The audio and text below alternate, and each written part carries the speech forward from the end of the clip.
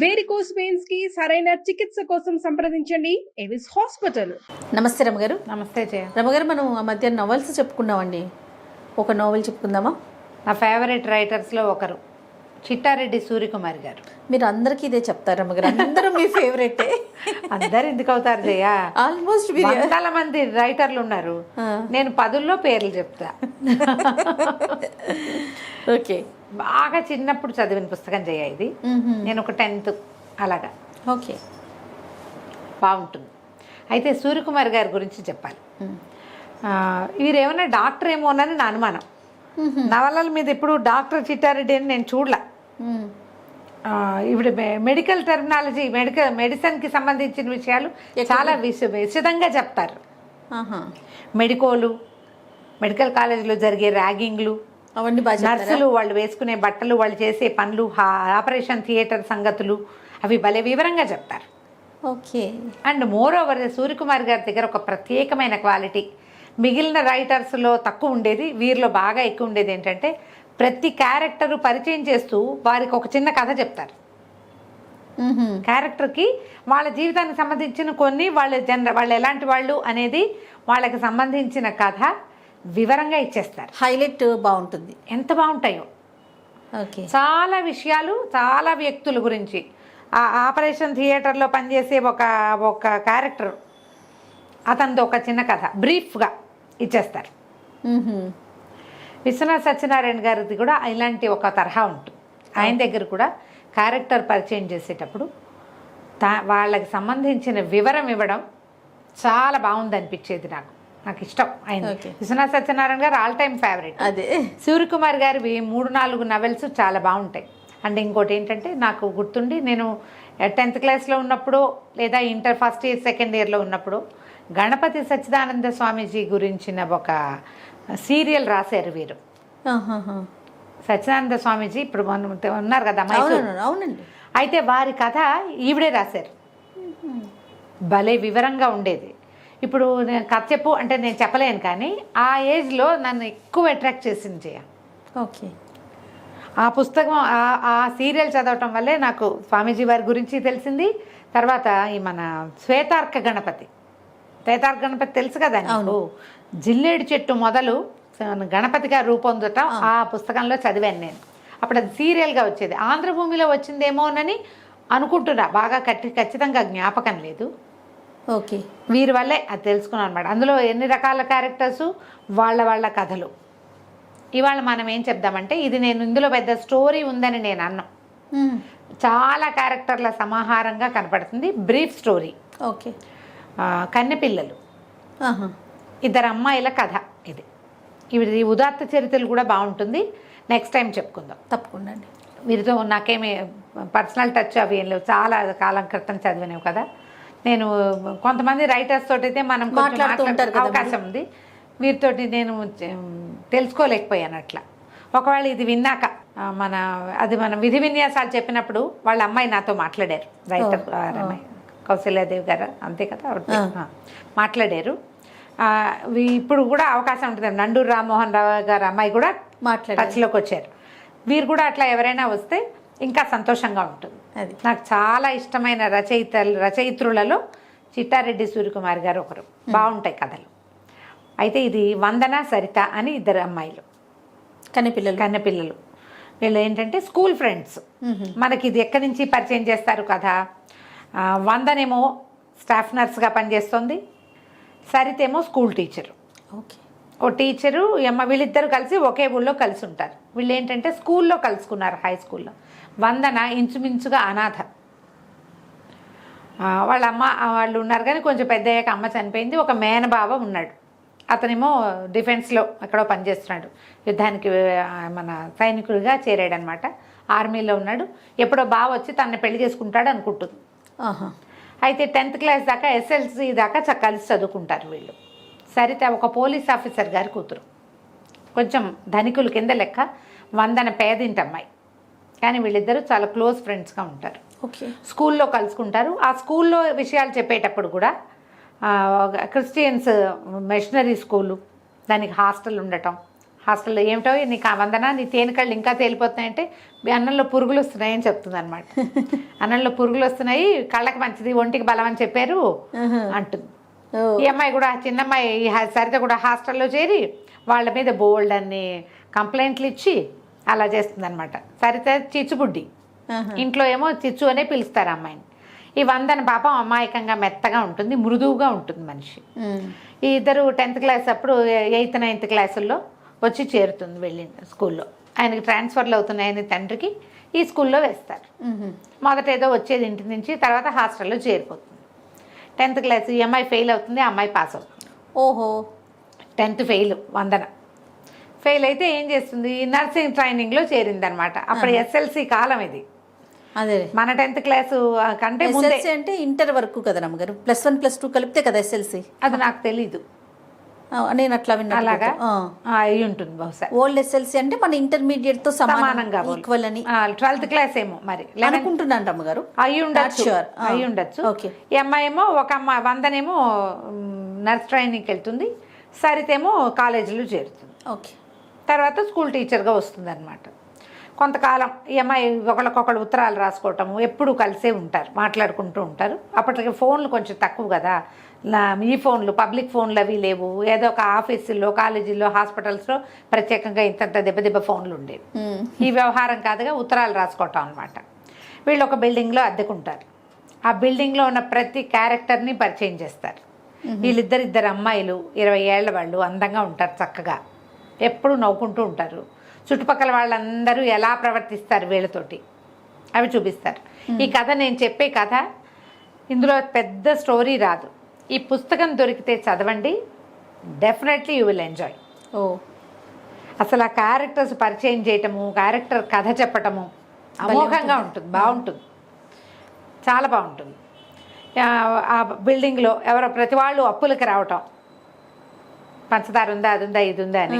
మేము అదేదో వచ్చి కూర చేస్తాం, మీకు పంపిస్తాం, మీరు మాకు ఇది ఇవ్వండి అని. ఉగ్గు గిన్నెతో ప్రాన్స్ కర్రీ తెచ్చిందిట పనిపిల్ల.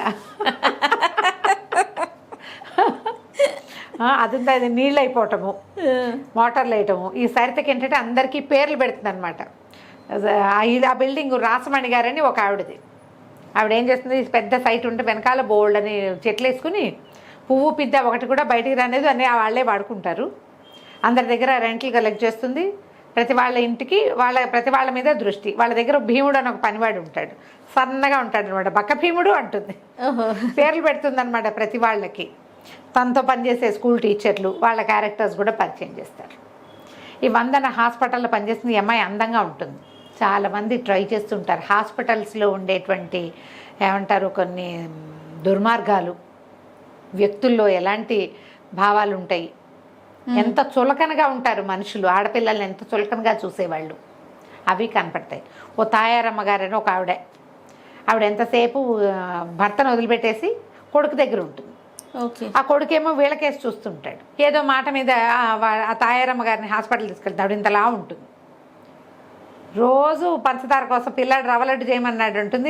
రవ్వలడ్లకి పంచదార 4 రవ్వలడ్లు పట్టుకొచ్చి ఇస్తుంది, కానీ వీళ్ళ దగ్గరనే చెప్పండి, నువ్వు అప్పులు ఇవ్వద్దు అంటుంది సరిత. ఈ వందనికేమో వాళ్ళతో మంచి వాళ్ళు, పాపం వాళ్ళు బాగా మాట్లాడుతున్నారు కదా అని ఇచ్చేస్తుంది. ఇలా కథ నడుపుతూ తీసుకెళ్తారు ముందుకి. తను నర్సు ట్రైనింగ్ ఎలా చేసింది అనేది ఉత్తరాల రూపంలో చూపిస్తారు. వందన ఎక్కడికో వెళ్ళింది, సరిత ఒకతే ఉంది ఇంట్లో. పాత ఉత్తరాలన్నీ తీసి చదువుకుంటుంది. ఇప్పుడే నర్స్ ట్రైనింగ్ పూర్తి చేసి అంటుంది అనమాట. 10-15 ఉత్తరాలు ఏమేమి ఉన్నాయి, ఎలా ఉన్నాయి, మధ్యలో ప్రెగ్నెన్సీలు ఎవరెవరివో అలాంటివన్నీ తీసుకొస్తారు. ఎంత తాపీగా పోతుందో, కానీ ఇంట్రెస్టింగ్గా ఉంటుంది. ఓకే, కథ ఆసక్తికరంగా ఉంటుంది. సరే, ఇద్దరు కలిసి సినిమాలకు వెళ్ళటం. అప్పట్లో సినిమాకి వెళ్ళటం ఒక ప్రత్యేకమైన ఇది, సరదా. మేము కూడా అలాగే వెళ్ళేవాళ్ళం. ఆదివారం వస్తే సినిమాకి వెళ్ళాలి. ఇంకేం లేదు, టీవీలు లేవు కదా, ఇంకా అదే ఎంటర్టైన్మెంట్. టీవీలు లేవు, ఫోన్లు లేవు, ఏం చింతపిక్కలు ఆడుకునేవాళ్ళం ఎండాకాలం. అప్పుడప్పుడు వారానికి 10 రోజులకు ఒక సినిమాకి వెళ్తూ ఉంటాం. చూసిన సినిమా మళ్ళీ చూస్తుండేవాళ్ళం. వీళ్ళిద్దరు గట్టిగా మాట్లాడడం. సరిత పెద్ద గొంతు. ఓకే. వందన కొంచెం ముద్దుగా మాట్లాడుతుంది, చిన్నగా మాట్లాడుతుంది. ఈ తాయారమ్మ గారు కొడుకునితో పాటు ఉంటుంది. భర్త ఏమో ఊళ్ళో ఉంటాడు. వాళ్ళు వచ్చి ఈ విషయం చెప్పేశారు కదా. అబ్బాయి ఏం చెప్తాడంటే, నా పెళ్ళయిందండి, మా అమ్మ పెళ్ళిలో గొడవ అయ్యి మా ఆవిడని తీసుకురానివ్వలేదు, నెల సంపాదన 20 రోజులకే అవగొట్టేస్తుంది, అంత అప్పులు, మా నాన్న ఒక్కడే ఉంటున్నాడు, పెళ్ళకి వెళ్ళవమ్మా అంటే వెళ్ళదని చెప్పేశారు కల్లా అవన్నీ చూస్తే వీళ్ళకి ఏం గుర్తొస్తుంది, ఈ సరిత వాళ్ళ ఊరి పద్మజ అని ఒక పిల్లకి పెళ్ళి అవుతుంది వాళ్ళ ఊళ్ళో. ఆ పద్మజ మొగుడేమో అని డౌట్ వస్తుంది. ఓకే. ఏం చేస్తారు, ఆ పద్మజని పిలిపించి ఇంకో గదిలో దింపుతారు. వీళ్ళిద్దరు మొగుడు పెళ్ళం ఎదురుపడేసరికల్లా వాళ్ళిద్దరు కలిసి ఉంటే చుట్టుపక్కల వాళ్ళంతా చెప్పుకుంటారు. ఈ తాయారమ్మని లేకుండా ఏం చేస్తారు, హాస్పిటల్ పెడతారు ఓ వారం రోజుల పాటు. ఆవిడ లేని టైంలో ఈ పద్మజని ఇక్కడ దింపుతారు. ఇట్లాంటివి కొన్ని కొన్ని సరదా సంఘటనలు జరుగుతూ ఉంటాయి. హాస్పిటల్లో సూపర్నెంట్గా ఒక డాక్టర్ ఉంటారు. ఆయన చాలా పొడుగట్టి వాడు. ఈ వందన సన్నగా చిన్నగా పొట్టిగా చిన్నపిల్లలాగా ఉంటుంది. 20 ఏళ్ళు, అంతకంటే ఏం వయసు ఉంటుంది. ఇంటర్మీడియట్ అయ్యాక 2-3 ఏళ్ళు నర్సింగ్ చేసిన వాళ్ళకి అంతే 20-21 ఉంటాయి. ఈ అమ్మాయికి ఆ డాక్టర్ మీద ఆసక్తిగా ఉంటుంది. బాగా వస్తాడని వెయిట్ చేస్తూ ఉంటుంది ఒకటి. రెండోది, ఈ హాస్పిటల్లో వెంకట్ అని ఒక డాక్టర్ ఉంటాడు. అతనికి ఎంతసేపు ఈ అమ్మాయి మీద దృష్టి, ఈ పిల్ల వెనకాల తిరుగుతూ ఉంటాడు. ఈ అమ్మాయి దగ్గరికి రానిపోయేసరికల్లా ఇంకెవరో నర్సు తోటి చేరువవుతాడు. జాలిగా ఉంటుంది అతను చూస్తే, కానీ ఆసక్తి రాదు. ఈ కామ్గా ఉండే పెద్ద డాక్టర్ మీద ఆసక్తిగా ఉంటుంది పిల్లకి. ఓకే. అది పరిచయం చేస్తారు డాక్టర్ యతీంద్ర. అతను సూపర్నెంట్గా ఉంటాడు. అతను కూడా ఈ అమ్మాయి తేనె రంగు కళ్ళు ఎక్కువగా అతను ఆపరేషన్ థియేటర్లో చూస్తాడు. ఓహో. విడిగా అమ్మాయిని చూసుంటాడు అనమాట. చూడ్డు, అవి తక్కువ ఉంటాయి. ఆ తేనె కళ్ళు మాత్రం మీద దృష్టి ఉంటుంది, కానీ ఎవరో స్టాఫ్ నర్సు, అంతకంటే ఏముంటుంది. కథ ఇట్లా స్లోగా నడుపుకుంటూ వెళ్తారు. ఒక కొత్త డాక్టర్లు రావటం, ఆపరేషన్లు, అపెండిసైటిస్ ఆపరేషన్ అవి కూడా చూపిస్తారు. ఇది చేయొద్దు, ఇలాంటివి చేయకూడదు, అలా అవి మాటలు 1-2 పెద్ద ఆపరేషన్లు. ఎంత క్లియర్గా థియేటర్లో వస్తువులు అమర్చటము, డాక్టర్కి అందించడము రాస్తారో. నాకేంటంటే బేసిక్గా కొంచెం మెడిసిన్ ఇంట్రెస్ట్ కదా, ఏమిటో నేను ఇలా అయిపోయాను. కానీ డాక్టర్ అవ్వాల్సిందంటారా? ఎందుకని అవ్వలేదు జయ, నాకు చాలా ఎక్కువ ఇష్టం. అన్ని ప్రొఫెషన్లోకి వెళ్ళా డాక్టర్ ఇష్టం రమ్మగారు మీకు? ఇష్టం. ఓకే. ఆపరేషన్ థియేటర్లో అలాంటి కథలు మరీ ఇష్టం నాకు. అదేలేండి, ఆ ప్రొఫెషన్ ఇష్టం కాబట్టి అది ఇంట్రెస్ట్ అనిపిస్తుంది. ఆపరేషన్ థియేటర్లు, సర్జరీలు నేను అవి ఎక్కువ చూస్తాను. ఓహో. మామూలుగా సిరీస్లు కూడా అలాంటి చూసేస్తారు. కోసేసేది, కట్టేసేది, కుట్టేసేది చూస్తా. అవి ఇష్టం నాకు ఎందుకో అలా ఉంది. మరి వచ్చే జన్మలో డాక్టర్ అవుతానేమో చూడండి. నేను అప్పుడు కూడా కెమెరా మీతో హెల్త్ ఇంటర్వ్యూలు చేస్తాను రమ్మగారు. అప్పుడు చేద్దు కానీ అప్పుడు కూడా కెమెరా వదలవా? నేను ఎవరైనా మామూలుగా డాక్టర్ చదివి ప్రాక్టీస్ చేయట్లేదంటే నాకు చాలా బాధగా ఉంటుంది జయ. అంత కష్టపడి చదివి చెయ్యట్లేదా? ఇన్నేళ్ళు అసలు డాక్టర్ కోర్స్ అంటే నిలబడి కాళ్ళు పడిపోతాయి తెలుసా జయ. ఎన్ని గంటల నుంచి ఉంటారో, ఎంత కష్టపడి చదువుతారో కదా. అంతా కష్టపడి బాధ అనిపిస్తుంది. ఎవరైనా ఈ మగపిల్లలు పెళ్లి చేసుకుని పెళ్ళాలని ఇంట్లో కూర్చోబెడతామంటే నాకు వాళ్ళని చితకొట్టేద్దాం అనిపిస్తుంది. నిజంగా నాకు నచ్చదు అసలు. అదేలేండి, అది కష్టం మీద మీకు కష్టం మీద సానుభూతి. అదే కాదు జయ, ఒక డాక్టర్ తయారవ్వాలంటే ఇప్పుడంటే ప్రైవేట్ కాలేజీలు వచ్చినాయి. మన చిన్నప్పుడు ఎన్ని ఉన్నాయి జయ. గవర్నమెంట్ డబ్బు వీళ్ళు పెట్టిన దానికంటే ఎక్కువ డబ్బు ఖర్చు అయ్యేది. అవునవును. నువ్వు తీసుకోకపోతే ఇంకోళ్ళు తీసుకునేవాళ్ళు కదా, ఇంకోళ్ళు ప్రజలకు ఉపయోగపడేవాళ్ళు కదా. అది ఎంత అవసరం డాక్టర్ సర్వీస్, మెడికల్ సర్వీస్ చాలా ఓరియంటెడ్ జాబ్స్ కదా రమ్మగారు. నాకు చాలా బాధగా ఉంటుంది. అందుకని ఈ ఆపరేషన్ థియేటర్లు సరదా ఎక్కువ అనమాట. అయితే ఈ డాక్టర్ వెంకట్ వెనకాల తిరుగుతూ ఉంటాడు, కానీ ఈ అమ్మాయికి దృష్టి అతని మీద ఉంటుంది. కొంతకాలం ఇట్లా కథ నడిపిన తర్వాత ఒకరోజు ఆ యతీంద్రని కలవడానికి ఎవరో ఒక అబ్బాయి వస్తాడు. వస్తే అదే టైంకి సరిత ఫోన్ చేసి ఒక మెసేజ్ ఇస్తుంది, అడుగుతుంది. సిస్టర్ అందరం ఉంటే పిలుస్తారంటే ఆవిడ బిజీగా ఉన్నారు, మీకు ఏదైనా ఉంటే చెప్పండి నేను రాసుకుంటానంటాడు ఈ డాక్టర్ యతీంద్ర గారు. ఆయనే రాస్తాడు. రాస్తే ఏదో అందరికీ పేర్లు పెడుతుంది కదా. హిప్పీ రావణాసురుడు వచ్చాడు, అలాంటి వాక్యాలు కొన్ని చెప్తుంది అనమాట. చెప్పేసరికల్లా ఆ అమ్మాయి వస్తే ఇగో మీకు ఉత్తరం ఎవరో ఇచ్చారు మెసేజ్ అని ఆ మెసేజ్ ముందు పెడతాడు. అప్పట్లో ఇలా చేసేవాళ్ళు.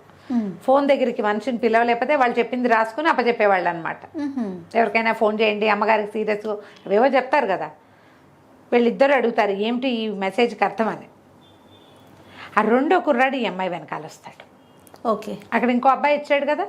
తర్వాత ఒక రోజు తర్వాత 2 రోజుల తర్వాత సినిమాకి వెళ్తారు. సినిమాకి వెళ్తే ఈ రెండో అబ్బాయి వెనకాల కూర్చొని కనిపిస్తాడు, పలకరిస్తాడు. పలకరించేసరికి ఎవరో చూస్తున్నాడు అబ్బాయి మనకేసి అంటే కృష్ణుడు అంటుంది. ఏమిటి నువ్వు పిచ్చ కింద నువ్వు ఏదో మాట్లాడుతున్నావంటే అబ్బాయి కృష్ణుడిలా కనపడతాడు చక్కగా, సామన్ సాయిగా పొడుగ్గా బాగున్నాడని. సరే వచ్చి పలకరిస్తాడు. పలకరిస్తే వీళ్ళ పక్కన కూర్చుంటాడు. డాక్టర్ గారి దగ్గరికి వచ్చాడు, వాళ్ళ ఫ్రెండో ఎవరో అని చెప్తుంది. ఏం చదువుతున్నా అంటే ఎంబీ చదువుతున్నాను, బహుశా మాస్టర్ ఆఫ్ బిజినెస్ అయ్యి ఉంటుంది. ఎంబీఏ అనరు, ఎంబీ అని చెప్తారు. సెకండ్ ఇయర్ చదువుతుంటే మనకంటే చిన్నవాడైతే మాట్లాడచ్చు అనుకుంటారు వాళ్ళు. చిన్నపిల్లాడు చదువుకుంటున్నాడు కదా, కానీ కుర్రాడు అబ్బాయి వీళ్ళు పక్కన కూర్చుంటాడు. కూర్చుని వీళ్ళిద్దరు కబుర్లు వింటాడు. ఎక్కడికైనా వెళ్ళిపోదాం. అది ఏమవుతుందంటే ఈ హాస్పిటల్లో ఉండగా ఈ అమ్మాయి ఈ డాక్టర్ వెంకట్ ఏమో తన వెనకాల పడుతున్నాడు. అతన్ని ఇది చేయదు. అక్కడ డాక్టర్ కృష్ణయ్య అని ఒక ఆయన ఉంటాడు. ఆయన చాలా మర్యాదస్తుడు అనుకుంటుంది. ఒకరోజు థియేటర్లో అతనికి ఎత్తో పాటు ఒంటరిగా ఉంటే అతని ఈ అమ్మాయి మీద అఘాయిత్యం చేయబోతాడు. చేయబోయేసరికల్లా అరిచి కేకలు పెడుతుంది. ఇతను యతీంద్ర వచ్చేస్తాడు. ఆయన వస్తాడు సూపరింటెండెంట్ వచ్చి డాక్టర్ని కేకలేసి పంపిస్తాడు. ఏంటి నీ మీద ఇలాంటి కంప్లైంట్స్ వస్తున్నాయంటే ఈ పిల్ల పోట్లాడే గట్టిగా అరిచేస్తుంది అనమాట. చేసిన వాడిని వదిలేసి నన్ను విక్టిమ్ని నన్ను అడుగుతారేంటి? ఇక్కడ శీలంగా మర్యాదగా ఉండాలని అనుకునే వాళ్ళకి దారి లేదు. ఇలా ఎవడో ఒకడు వచ్చి మీద పడతాడు, మీరేమో మమ్మల్ని సంజాయిషి అడుగుతారు. అతని మీద ఇష్టం వచ్చేస్తుంది. అంతకుముందు అంత ఎంతసేపు రూమ్ తుడిచిపెట్టి అతను వచ్చేసరికి రూమ్ క్లీన్గా ఉంచి ఆపరేషన్ థియేటర్లో అతని పక్కనే నుంచుని అంటే ఒక ఇది ఉందన్నమాట. ఇన్ఫాక్చుయేషన్, ఒక ఆకర్షణ ఉంటుంది అతని మీద. అతను రివర్స్లో అడిగేసరికల్లా భరించలేకపోతుంది. ఎక్కడికైనా వెళ్దాము 4 రోజులు, నాకు విసుగ్గా ఉంది, నాకు కష్టంగా ఉందంటు. ఈ అబ్బాయి ఏమంటాడంటే నేను హైదరాబాద్ వెళ్తున్నాను, మీరు వస్తారా అంటాడు. సరే ఆలోచించుకుని సరే వెళ్దాం. చిన్నపిల్లాడు కదా, చిన్న కుర్రాడు, చదువుకుంటున్నాడని వెళ్దాం అనుకుంటారు. సరే తీసుకెళ్తాడు హైదరాబాద్కి కారులో. వెళ్తారు. ఏదైనా ఎంజాయ్ చేయాలనుకుంటారు. అయితే నేను ఎప్పుడూ నా క్యావరేలు అవి ఇవి వెంటనే కానీ ఎప్పుడూ చూడలేదంటు అనేసరికి ఒక బార్కి తీసుకుపోతాడు. వీళ్ళని డ్రింక్స్ ఏవో తెప్పిస్తాడు. ఇవి తాగండి అంటే ఈ 100 ఒక నోట్లో పెట్టిన, బాబోయ్ నా వల్ల కాదు, నేను తాగలేను అంటుంది. సరితకు మాత్రం ఏం లేదు, అవేంటో ట్రై చేయాలంటుంది. పిల్ల అల్లరిది కదా, తాగేసి కక్కిస్తుంది మొత్తం. సరే మోసుకెళ్తారు. ఎవరో బయటికి తీసుకెళ్తారు, ఎవరు తీసుకెళ్లారో తెలియదు. ఈ అమ్మాయినేమో యతీంద్ర వస్తాడు అక్కడికి. వచ్చి 100 అని చెప్పి ఇంకా ఏం మిగిలింది, ఇంకేం చేయాలి, చేసింది చాలదా, ఇక్కడికి వచ్చి కూర్చున్నావు అని బలవంతంగా తీసుకొస్తాడు. బయటికి తీసుకొస్తే ఈ అమ్మాయి ఆడుతుంది, మీకేం సంబంధం లేదు, మీరెవరు నన్ను అడగడానికి, మీరు అక్కడే సూపరింటెండెంట్, మీరు ఇక్కడ ఏం కాదు, నన్ను వదిలేసేయండి అంటూ. ఎందుకు కాదు, ఈ కాగితానికి సమాధానం చెప్పంటాడు. అంతకుముందు ఏం చేస్తుంది, ఆ రూమ్లో కూర్చున్నప్పుడల్లా చక్కగా రాసుకుంటుంది అనమాట. మంచిగా అందంగా చెక్కుతుంది అక్షరాలు, యతీన్ మై లవ్ అని. ఇగో ఈ కాగితం అక్కడ ఉంది, దీనికి సమాధానం చెప్పు, అప్పుడు నేను చెప్తాను అని కొంచెం గట్టిగా ఇట్లా ఎందుకు వచ్చావు నువ్వు అని కేకలేసరికల్లా నువ్వు ఇలా అడిగేసరికి నేను ఓర్చుకోలేకపోయానంట. నేనేం చేయను, నాకు ముందు నుంచి నువ్వంటే ఇష్టం. ఓసారి వెంకట్తో కనపడతావు, వెంకట్ ఇంకో అమ్మాయితో కనపడతాడు కాబట్టి నేనేమనలేను, ఒక భరించలేను నేను నువ్వెవరితోటైనా. డాక్టర్ ఒక ఆయన వస్తాడు మధ్యలో, ఒక క్రిస్టియన్ డాక్టర్ ఒక ఆయన కూడా ఏంజల్ అని ఈ పిల్ల వెనకాల తిరుగుతాడు. వాళ్ళని చూస్తే నాకు అసూయగా ఉంది, నువ్వు వేరే వాళ్ళ దగ్గర ఉంటే నేను భరించలేను. ఆ డాక్టర్ కృష్ణయ్య చేతుల్లో చూసుకుంటే నీ తప్పేం లేదని నాకు తెలిసినా కూడా ఒక భరించలేని తనంతో అలా మాట్లాడాను అని చెప్పి నన్ను పెళ్లి చేసుకోమని అడుగుతాడు. సరే కాస్త నేను నిద్రమొహం పడేసరికి తీసుకెళ్ళి గదిలో దింపుతాడు. వీళ్ళు ఒక రూమ్ తీసుకుని ఉంటారు. అవి వెళ్ళిపోతూ ఆ సరిత పడుకుని ఉంటే ఆ కళ్ళ మీద ఇలా అంటాడు. ఎవరో నా కళ్ళు ముట్టుకున్నారనుకుంటుంది, అమ్మాయికి తెలియదు. తెల్లవారి నిద్ర లేచి చూసేసరికల్లా ఏముంది, సరిత వాళ్ళ నాన్నగారు వచ్చి కూర్చుని ఉంటారు అక్కడ.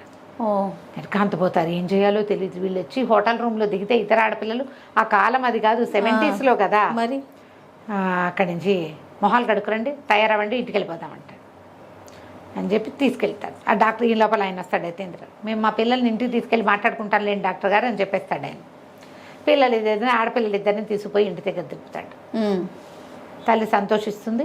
సరే ఏం చేశారు ఇవన్నీ కనుక్కుని సరిత వాళ్ళ నాన్నగారు అంటారు, ఇంతంత వయసులో వచ్చేసినాయి, పెళ్ళిళ్ళు చేసేయాలి పిల్లలకి, 100 పెళ్ళి మన చేతిలో లేదు, సరితకి పెళ్లి సంబంధం కుదిర్చేసాం, అయిపోయింది ధామ్ అంటారు. అయ్యో ఈ హాయిగా ఉన్నారు. 1 సంవత్సరం 2 ఏళ్ళుగా వీళ్ళు కులాసాగా తిరుగుతూ ఎంజాయ్ చేస్తున్నారు. పెళ్ళి అంటే ఎవరో పేరు తెలియని వాడి దగ్గరికి వెళ్ళిపోవాలి, ఇంకో మొహం తెలియని వాడి దగ్గరికి. ఈ అమ్మాయి బావ వచ్చి పెళ్లి చేసుకుంటాడన్న ఉద్దేశంతోనే ఉంటుంది, కానీ అతను రాలేదు. వీళ్ళు స్కూల్లో ఉన్నప్పుడు వచ్చాడు, మళ్ళీ ఉత్తరాలు తప్పిస్తే మరొకటి లేదు. ఒకవేళ బావకి ఏం చెప్తావు నువ్వు అని అడుగుతుంది. ఒకవేళ అతను వస్తే ఏం చెప్తావంటే అతనికి ఏమి నా మీద ఇంట్రెస్ట్ లేదేమో, ఎందుకంటే హాస్పిటల్ అడ్రస్కి ఒక్క ఉత్తరం కూడా రాయడు, పోస్ట్ బాక్స్కి రాస్తాడు, నర్సుకు ఉత్తరాలు రాస్తున్నాడని చుట్టుపక్కల వాళ్ళు అనుకుంటారేమోనని నన్ను అవాయిడ్ చేస్తున్నాడు బావా అని చెప్తుంది. ఓకే. చెప్తే ఏం చేస్తాడో చూద్దాం వచ్చాక. బావ అంటే అభిమానమే, నాకు రక్త సంబంధం ఎవరు లేరు, బావ తప్ప, అందరు పోయారు, కుటుంబం లేదు, చూద్దాం అనుకుంటారు. తీరా ఏమవుతుంది, సాయంకాలం పెళ్లి వాళ్ళు వస్తారని చెప్పి చూస్తుంటే కారులో నుంచి ఆ మహేంద్ర దిగుతాడు. ఎవరు ఈ అబ్బాయి, వీళ్ళని తీసుకొచ్చాడు కదా, మహి అని పిలుస్తుంటారు వాడిని, మహేంద్ర అబ్బాయి పేరు. దిగేసరికి చిన్నోడు అనుకుంటున్నారు. వచ్చేసరికి ఇగో ఎవరో పెళ్ళికొడు కాదు మన ఫ్రెండే వచ్చాడని పరిగెత్తుకుంటూ వెళ్తే హాయ్ మహి అనుకుంటూ వెళ్ళేసరికి లోపల నుంచి ఇంకొక ఆవిడ దిగుతుంది. ఒక ఆవిడ వస్తుంది ఆ కుర్రాడితో పాటు. ఓకే. వీళ్ళిద్దరు పెళ్లి చూపులకు వచ్చారు. ఇదేమి నువ్వు ఇంజనీర్వా, నువ్వు ఏదో చదువుకుంటానని చెప్పావు కదా అంటారు. వాడు ఆల్రెడీ ఇంజనీరింగ్ చదివి 2 ఏళ్ళు ఉద్యోగం చేసి ఇప్పుడు ఎంబీఏలో చేరాడు. ఆవిడ ఈ సరిత వాళ్ళ అమ్మగారికి ఫ్రెండ్, చిన్నప్పటి ఫ్రెండ్స్. సరే సంబంధం కుదిరిపోయింది. ఇప్పుడు ఈ మహేంద్ర సరితకు కాబోయే మొగుడు, పెళ్లికి సంబంధం కుదిర్చేశారు. వాడు తెలుసుకునే వీళ్ళ వెనకాల పడ్డాడనమాట. అదే సరే సంబంధం ఓకే చేసేసారు, ఇంకా కొంచెం టైం పడుతుంది. మళ్ళీ ఇద్దరు సొంత ఊరు చేరతారు. ఈ ఊరు ఉద్యోగాలకి, అమ్మాయి స్కూల్కి, ఈ అమ్మాయి హాస్పిటల్కి.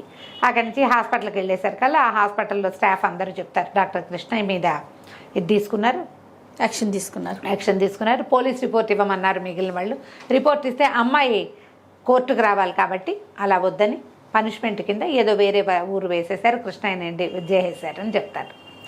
అక్కడికి వెళ్తుంది. మళ్ళీ యతీంద్రని కలవడానికి వెళ్తే అతనేమంటాడంటే సింపుల్గా పెళ్లి చేసుకుందాం, పెద్దవాడిని అయిపోయి ఇట్లా పీటల మీద పెళ్ళిళ్ళు అవి వద్దు, రిజిస్టర్ మ్యారేజ్ చేసుకుందామంటే అమ్మాయికి ఎవరున్నారు ముందు వెనక, హాస్పిటల్ వాళ్ళందరికీ పార్టీ ఇద్దాం అనుకుంటారు. సరే పెళ్లి సంగతి మాట్లాడుకుని వచ్చే వారం 2-3 రోజుల్లో మా అక్కయ్య బావ నన్ను పెంచారు, అమ్మా నాన్న లేరు నాకు, మా అక్క బావ వస్తారు, ఆయన ఫారిన్లో ఉన్నారు బావగారు, రేపు ఎల్లుండి వస్తున్నారు, ఎల్లుండి మనం వాళ్ళని కలిసి రిజిస్టర్ మ్యారేజ్ చేసేసుకుందామని చెప్తారు. ఈ ఇంటికి వెళ్తుంది. ఇంటికి వెళ్ళేసరికల్లా వీళ్ళిద్దరు పక్కపక్క నవ్వేసుకుంటూ ఉంటారనమాట. ఏమిటి నా అడ్రస్ మారిపోతుంది, కొద్ది రోజుల్లో సూపరింటెండెంట్ గారి ఇంటికి చేరుతుంది, నర్సులతో ప్రణయం సాగిచ్చారని చెప్పుకుంటారు, నేను పక్కపక్క నవ్వుకుంటూ ఉంటారు. వచ్చి ఒక మనిషి గుమ్మంలో నుంచుంటాడు. తీరా చూస్తే ఈ వందన వాళ్ళ బావ. నిర్ఘాంతపోతారు, ఏమిటి పెళ్ళి కుదుర్చుకున్నాక ఇప్పుడు ఇతను వస్తే ఏం చెప్పాలి, కాసేపు మాట్లాడాలంటే సరే ఎక్కడ మాట్లాడాలి, ఈ ఇల్లంతా ఇరుక ఉంది, మేడ మీదకి వెళ్దామని మేడ మీద వచ్చి ఆపేసుకుని కూర్చుంటారు. సరితా నువ్వు కూడా రా అని తీసుకుపోతాడు. ఇప్పుడు నేను సైన్యంలో ఉన్నా కదా, నాకు ఏదైనా అయ్యిందంటే నువ్వేం చేస్తావు అంటాడు. నువ్వు బతుకుంటావా వందన అని అడుగుతాడు. వందన అంటుంది, బాబా నువ్వు చాలా క్లోజు, రక్త సంబంధం, నువ్వంటే ఎంతో అపేక్ష, అయ్యో నా ఆత్మబంధువు పోయాడని బాధపడతాను కానీ నీకోసం నేను చనిపోలేను బాబా అంటే అప్పుడు చెప్తాడు అతను, నేను ఆల్రెడీ పెళ్లి చేసేసుకున్నాను. అది నీకు ఎట్లా చెప్పాలి, నా మీద ఆశ పెట్టుకుని ఉంటావు, చిన్నపిల్లవి, నేను నీకు ఎట్లా చెప్పాలా అని బాధపడుతున్నాను. నువ్వు నా కోసం ప్రాణం పెట్టకపోతే నాకే భయము లేదు. ఇప్పుడు నా మీద నేను పెళ్లి చేసుకున్నానంటే ఈ పిల్ల ప్రాణత్యాగం చేస్తానంటే ఆ కాలం అది అప్పటి కాలం అది, ప్రాణత్యాగాల కాలం, సూసైడ్ చేసుకోవటం. అందుకని సరే ఒప్పించుకుని మళ్ళీ వచ్చినప్పుడు సబితని తీసుకొస్తాను, మా సీనియర్ కూతురు, ఆమె నన్ను పిచ్చిగా ప్రేమించింది, నా కోసం ప్రాణత్యాగానికైనా సిద్ధపడింది, అందుకని పెళ్లి చేసేసుకున్నాను, ఈసారి వచ్చినప్పుడు తీసుకొస్తానంటాడు. ఆడపిల్లలిద్దరికీ చెరో 1000 రూపాయలు చేతిలో పెట్టి, వాళ్ళ ఇంట్లో పని మనిషి ఉంటే దానికి కూడా 10 రూపాయలు చేతిలో పెట్టి మళ్ళీ కలుస్తానని వెళ్ళిపోతాడు. సరే అమ్మాయిలు ఇద్దరు తర్వాత 2-3 రోజుల తర్వాత మా అక్క బావ వస్తారన్నారుగా, రైల్వే స్టేషన్కి వెళ్తారు. రైల్వే స్టేషన్కి వెళ్తే సరే రైలు ఆగింది, యతీంద్ర కూడా వస్తాడు. ఒక పెద్ద ఆయన దిగుతారు ముందు, యతీంద్ర వెళ్ళి ఆయన కావలించుకుంటాడు. ఆయన వెనకాల నుంచి ఒక ఆవిడ దిగుతుంది, ఆవిడెవరు, మహేంద్ర వాళ్ళ అమ్మ. వాళ్ళిద్దరు వెనకాల నుంచి మహేంద్ర దిగుతాడు. డాడీ ఇదిగో ఇది నాది అని ఆ సరితను చూపిస్తాడు. ఈ యతీంద్ర మహేంద్ర మేనమామ మేనల్లుడు, వాళ్ళ అక్క కొడుకు, అక్క బావని ఇతన్ని పెంచుతారు. ఈయన పెద్దవాడు, ఏజ్ గ్యాప్ ఉంది. అప్పటి రోజుల్లో 10-12 ఏళ్ల గ్యాప్లో పెళ్లి చేసుకోవటం అసలు విషయమే కాదు, అసలు విషయం కాదు.